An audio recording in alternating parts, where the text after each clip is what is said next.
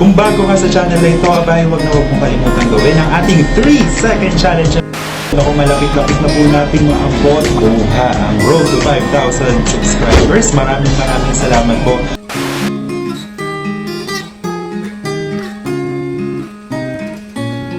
Sana maging effective yung commercial natin ginawa para dumami ang ating mga subscribers. Kung bago ka sa channel na ito, maraming salamat po sa inyong mainit na suporta.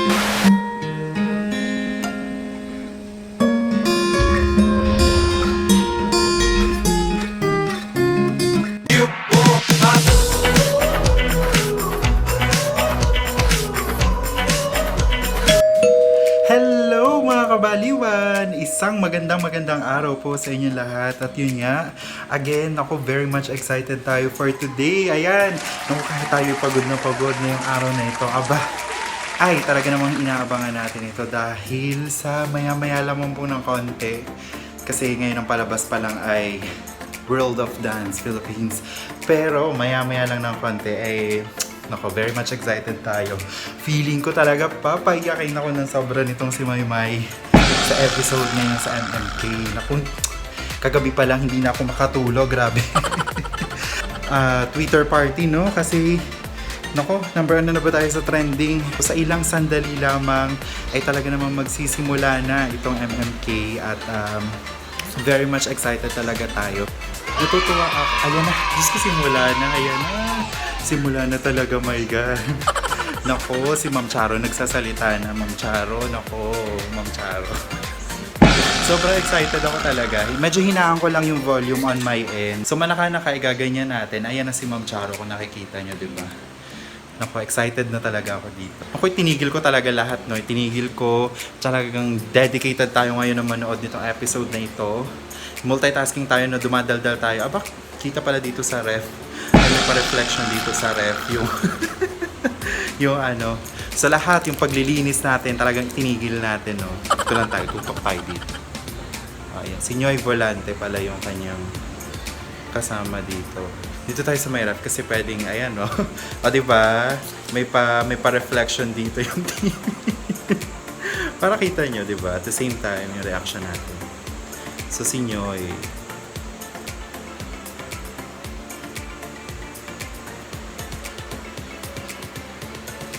Through this show, sana bumongga yung support ng government. Oh my God, it's very cinematic.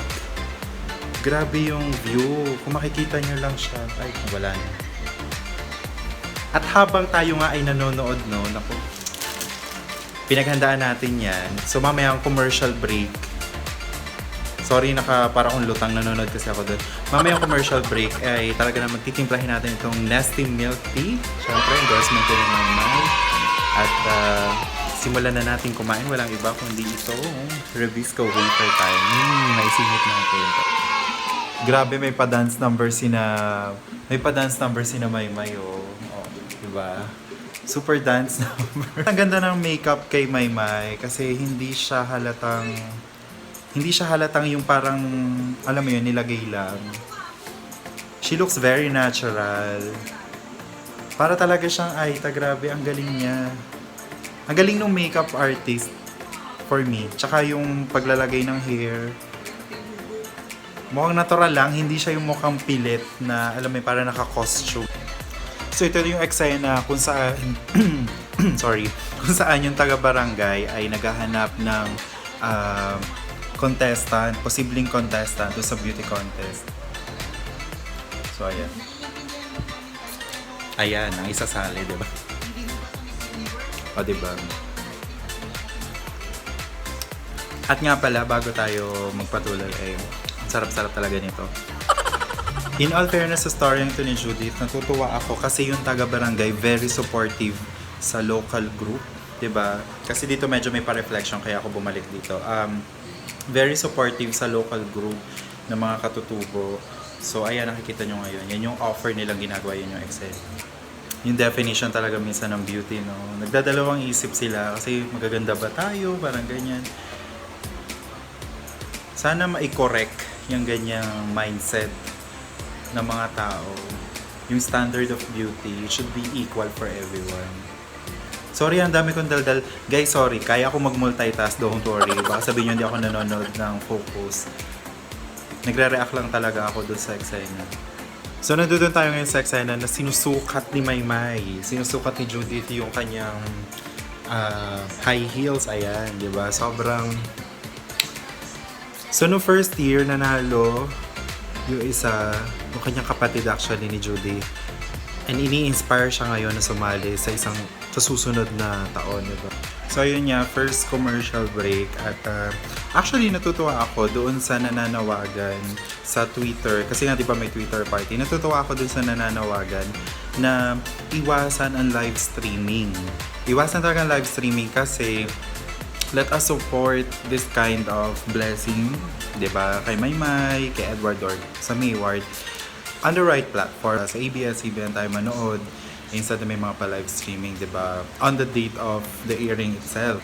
Ano ba, grabe na talaga, no? Sunod-sunod yung blessing sa Mayward. Kasi sa kakatapos lamang na Guillermo Mendoza Box Office Awards, ayan, ay talaga namang sa 50th, no? Sa 50th na to ng Guillermo Foundation. Aba, ay most promising love team lang naman yung movies itong dalawa ito. Naku, so congratulations! At talaga namang another milestone, another blessing yan, di ba? So, sa mga nagko-question sa kanila, hanggang ngayon ba naman talaga ginagawa niyo pa rin yan, yung mga pampabash na yan, di ba?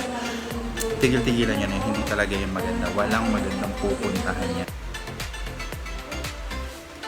Nakaka-touch pala yung kwento ni Judith in the sense na talagang porsigido siya na makatapos. Porsigido siya na patunayan na yung lahi nila, kumbaga, bilang mga katutubo, ay merong kayang maabot, alam mo yun. Uy, by far ha, medyo napayak ako ng konti kanina. Doon sa part na na nag-evacuate sila. Kaya doon sa mga nanonood, na nanonood sa atin ngayon, na halos hindi nyo pahalagahan yung pag-aaral. Always think na merong mga tao na hirap sila sa kung paano yung means na mapapag-aral sila. But then they are really trying hard para lang makapagtapos. So napakaswerte nyo. So sana, 'di ba? Yung iba sa atin kasi nagbubulakbol, ganyan. Sana maging kagaya tayo lahat ni Judith dito sa kwentong to. In fairness sa kinakain dito ni Maymay, wafer time, ayan. Kumakain siya ng wafer time. So, instead na, ayan yung hawak niya. Yung hawak niya. Hindi ko alam kung nakikita nyo, pero nakakatuwa. Imagine niyo gusto niyo yung hotdog at saka yung kanin, pero hindi niya mabili kasi 20 pesos siya. Super heartbreaking story. Super heartbreaking.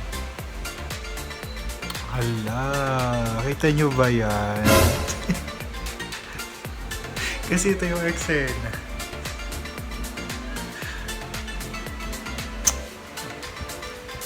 Hindi sobra yung pagpaparaya ng parents niya para may bigay nila halos lahat para madala ni Judith yung baon dun sa school.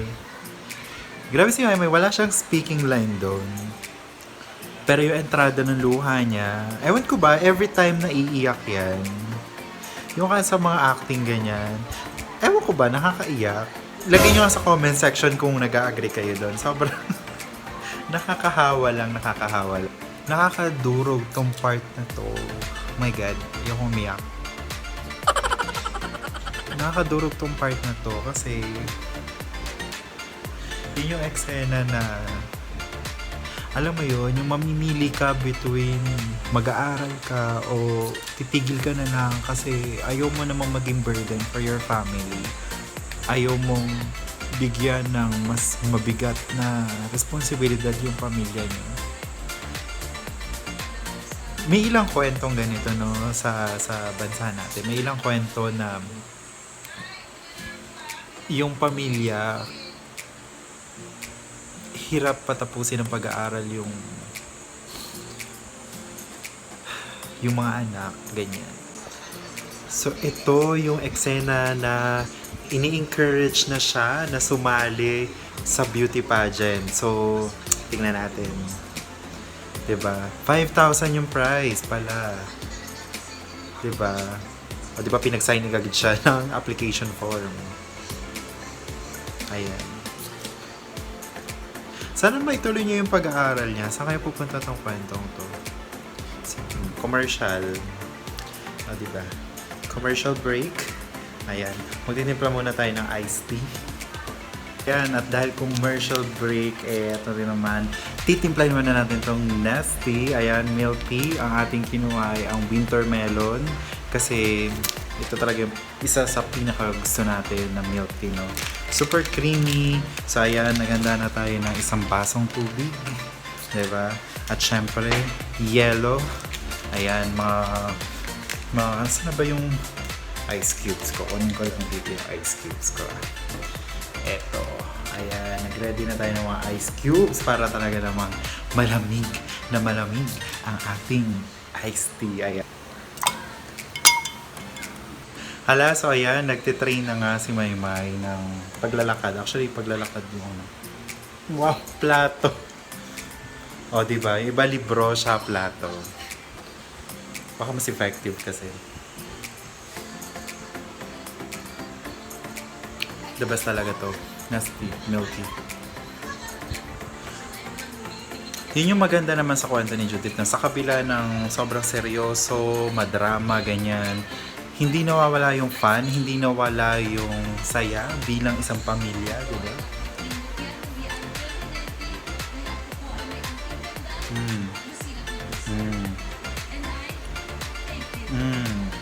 Sabi sa inyo eh. Grabe no, kahit pala yun sa mismong kapwa mo na contestant talaga, meron at merong papangihinain yung loob mo. Kasi grabe yung eksena doon kay Maymay. Kanina parang wag na mag-ambisyon na maging Catriona Gray kasi parang more of Catriona Black naman. Banter talaga, no? Hindi talaga nawawala sa mundo. Mga isda talaga. Mabigat yung eksena at yon. Nagdadrama ba tayo nito? Diyos ko Lord, wag na. Yan. Ang ganda ni Maymay dito. Sobrang ganda niya, oh. So, yan. Yung kanyang, dyan, sobrang nagpa-flashback siya. So, ayan. Yun yung huhugutan niya, I guess. Huhugutan niya yan ng sobrang daming hugot. Kasi yan. Diba? Yan, tingin na yan, oh. Tingnan niyo naman, oh. Diba? Pak, ayan, oh. Boom, boom. Oh, confidence level. Oh, boom. Medyo sunog yung resolution. Kasi cellphone video tayo, pero diba? Oh, boom. Pero sa nanonood nito ng MMK, ang ganda-ganda ni Maymay dito. Kahit paitimin pala siya, no? I mean, hindi lang morena. Kahit mas paitimin pa siya, maganda pa rin siya. Ang daming pasabog, ah. Diba? Puro pasabog. At tuwan-tuwa yung kanyang mga, syempre, mga kapwa katubo, diba? Proud na proud para sa kanya. Ayan. O, diba may pa-interview portion din sila. May pa-Q&A din sila. O, ito na yung announcement. Ayan na. Diyos ko, Lord. Oh, diba? How I wish ito yung binibining Pilipinas moment na, no? Wishful pa rin tayo, eh. Wishful pa rin na one day, when Maymay is already set with her priorities in life, I guess, bagay sa kanya may corona. Ewan ko, would you agree with me? Lagay niyo yan sa comment section down below under. At malay natin, di ba? Ang ganda ni Maymay going beauty queen. Ayan, kung makikita nyo, di ba? So, hindi ko alam. Pero siguro nga sabi niya, sa tamang panahon, pwede. Ayan naman si Ma'am Charo sumingit na, di ba? Commercial break na naman. Napapakain na naman tayo nito ng wafer. Oh, grabe. Grabe ending. Grabe yung ending kasi nakaka-inspire talaga yung kwento. Sobrang yung definition ng beauty na-capture nito sobra. At yun nga, medyo namumula na yung mata natin, no? Kasi kanina hindi ko na lang na-video din. Nakailan tayong mini-iyak moments. Yan, nag-tweet nga tayo na mini-iyak moments yung nangyari. Ayan na si Ma'am Charo. Nagpapaalam na si Ma'am Charo, diba? 'Diba? Sobrang 600 pesos yung title. Number 1, ang galing ni Maymay dito. Para talaga siyang pwedeng manalo bilang Best Actress. For me nga, ito ilaban talaga tong kwentong to. Sobrang ikakapanalo to ni Maymay. Pangalawa, yung cinematography sobrang maayos. Panalo kasi panalo yung kwento. Sobrang nakaka-inspire. At gusto ko yung ending na pinush talaga that education is incomparable to anything, na pag ang pinag-investan mo talaga ay ang edukasyon, yun talaga yung magdadala sa iyo sa mas malayo pa sa mga pangarap mo, ganyan. Ayun, so habang tayo po ay medyo emotional pa, no? Ito kasi si Ma'am Charo lagi tayong pinapaiyak din. Yung para sa mga gustong panoorin itong episode na to sa iWant TV naman, di ba? Pwede naman tayong mag-catch up doon. Kahit di natin napanood ang airing nito for today. Pero, ayan, maraming salamat po sa panonood hanggang sa dulo ng video na ito. At syempre, kung ikaw kanina ay nakalimot, hindi natin na i-promote, maraming salamat po kasi tayo ngayon ay nasa 16,000 subscribers na. Ayan, maraming salamat mga kabaliwan sa patuloy niyong pagsapalo sa munting channel natin ito. At syempre, kung nakalimutan mong gawin kanina, abay, wag mong bago matapos to, huwag kalimutang gawin ang 3-second challenge. Yan pa para i-hit ang like button, i-hit ang subscribe button, at kung marami ka pang mga hanash sa buhay, definitely ilagay mo yan sa ating comment section down below under. Sa ulitin, maraming salamat sa inyong panonood. Ito po si Jello and see ya!